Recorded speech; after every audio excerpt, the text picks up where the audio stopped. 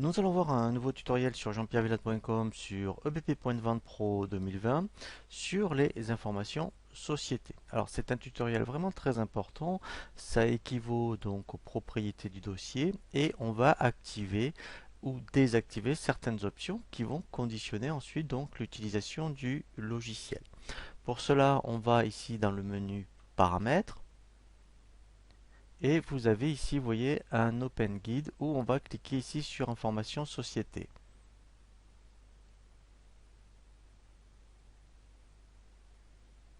On va ici donc paramétrer toute l'arborescence de gauche. Donc ici coordonnées, si vous n'avez pas eu le temps de tout compléter à la création du dossier, eh bien vous pouvez le faire maintenant. Ça équivaut aussi lorsque vous avez un changement donc d'adresse, eh bien ça sera ici que vous allez l'effectuer.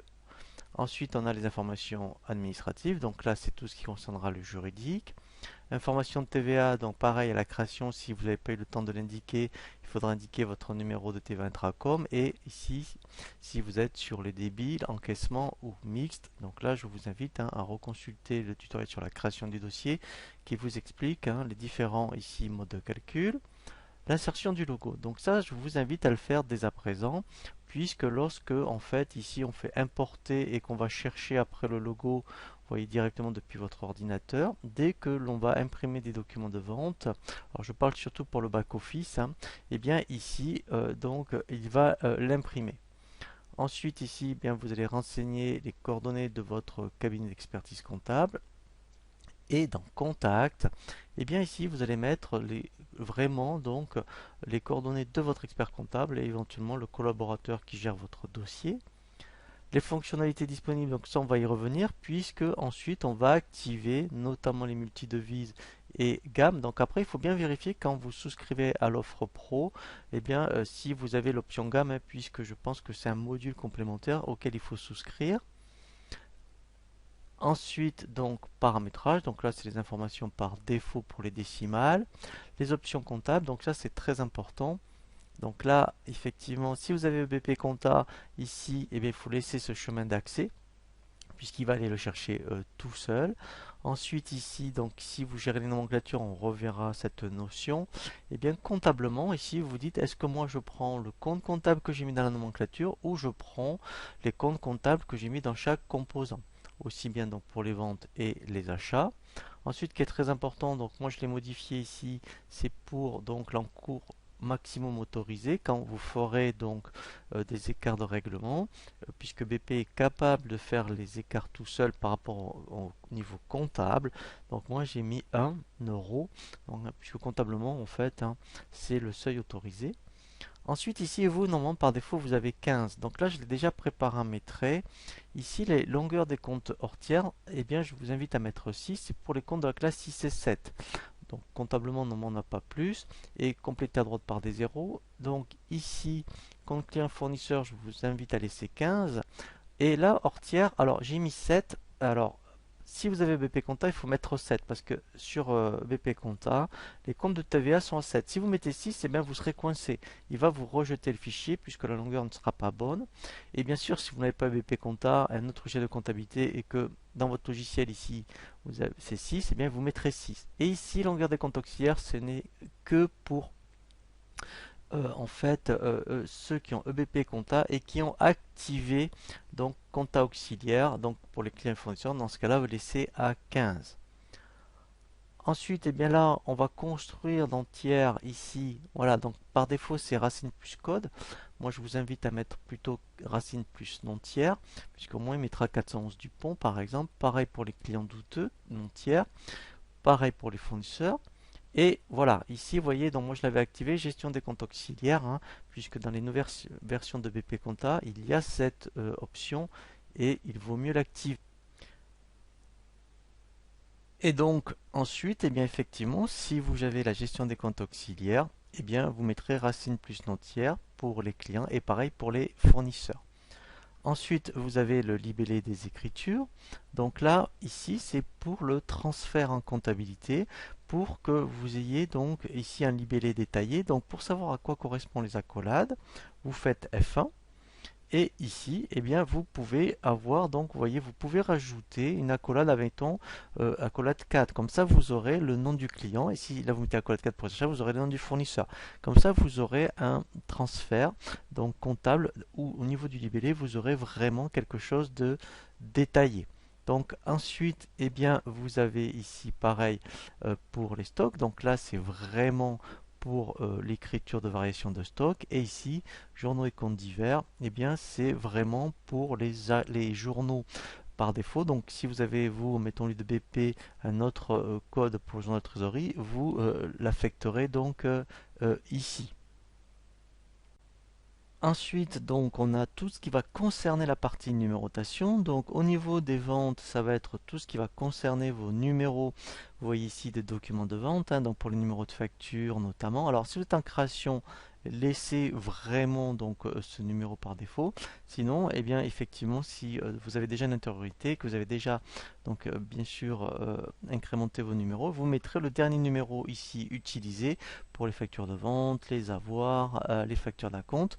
Et pareil ici pour les devis et bien sûr tout ce qui est commande, BL, bon de retour. Vous avez donc la même chose ici pour les achats, c'est le même principe, hein.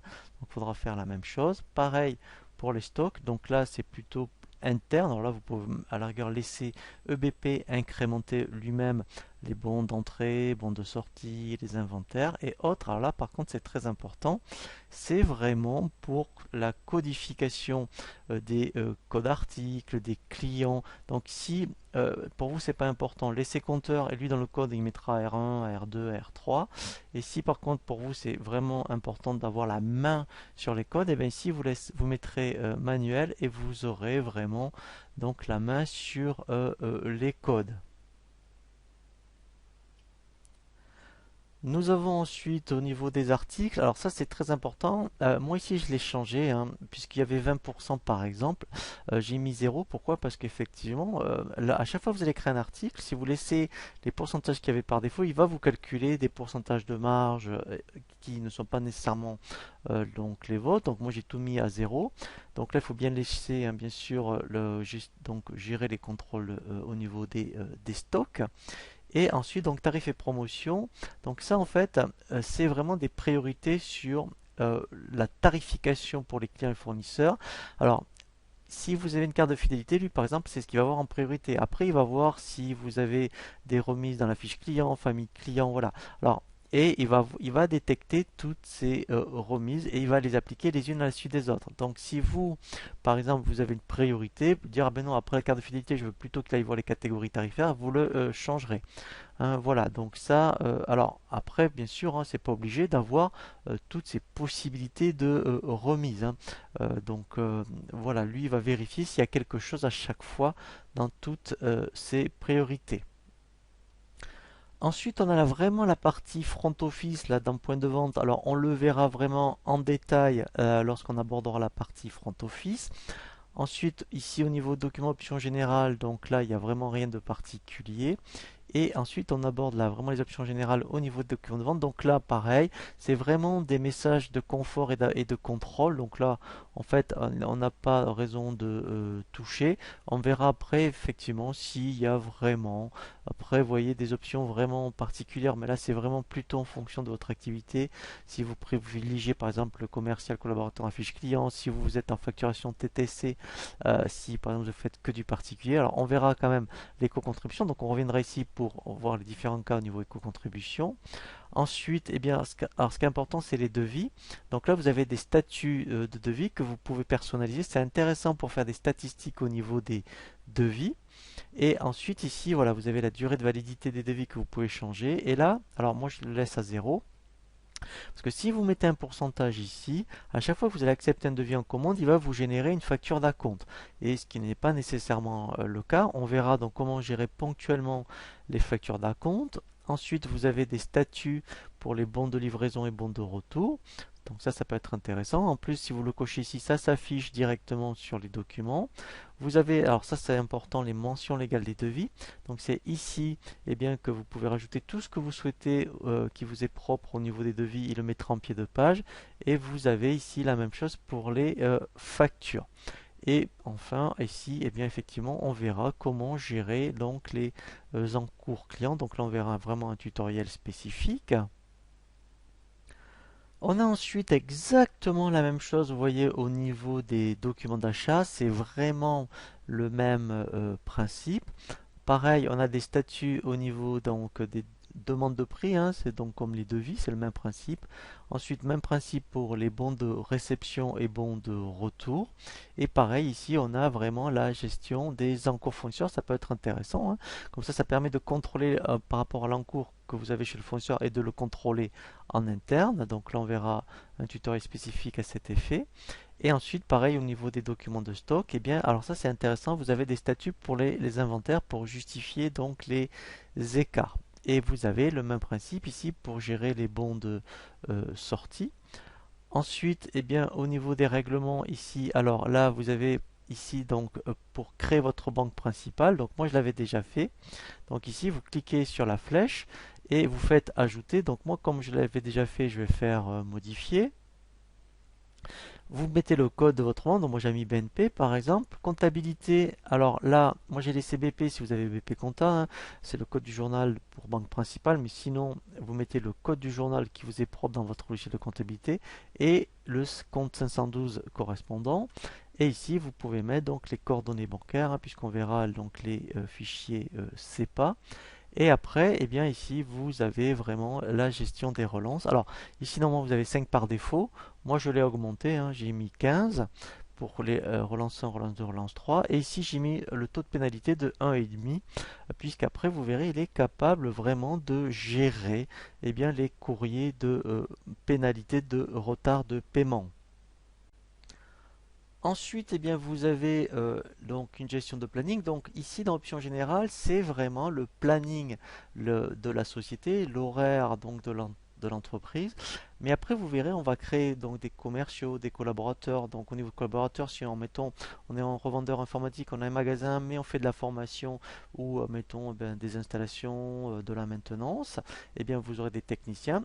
Quand on crée des collaborateurs de type technicien ou formateur, on peut leur créer leur propre planning, vous verrez. Et comme ça, après, eh bien, dans événements, on pourra gérer tous les événements que vous voulez, comme intervention, formation.